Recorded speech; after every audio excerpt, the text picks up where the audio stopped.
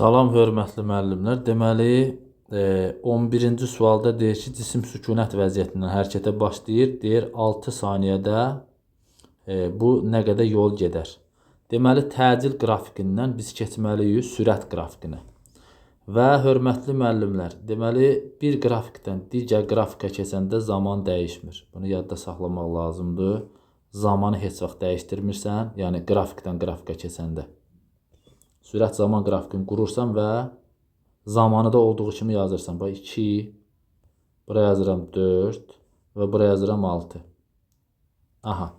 Bax, biz bilirik ki, təcil zaman qrafikində qrafikin altındakı sahə bizə verir delta V-ni. Yəni, bax, burada delta V1-i tapıram. Bax, burada yazıram delta V1 bərabər fiqurun sahəsi, yəni 2 vur 8-ə 16.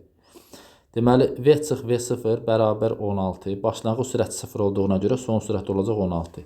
Deməli, başlanğıc sürət 0-dır. 2 saniyədən sonra son sürət olur nə qədər? Son sürət olur, deməli 16. Bunu bax, buradan tapdıq. İndi keçirik ikinci hissəyə. İkinci hissədə hərəkət bərabər sürətlidir. Bərabər sürətli hərəkətə təcil 0-dır. Yəni, ona görə qrafik belə olacaq. Bax, zaman oxuna paralel.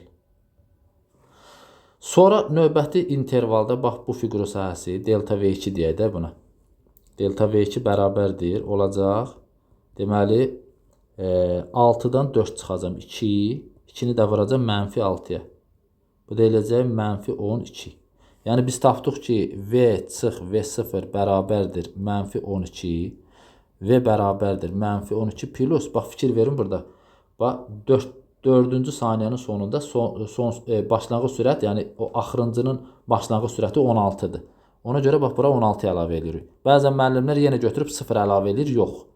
Deməli 16-dan da 12-sini çıxanda qalır nə? 4. Fikir verin. Deməli 6-cı saniyənin sonunda bu cisimin son sürəti oldu 4. Bax. Fikir ver, bax 4. So. İndi bu fiqurların sahələrini tapmalıyıq. Bax, birinci fiqurun sahəsi budur, ikinci fiqur budur, üçüncü fiqur da budur.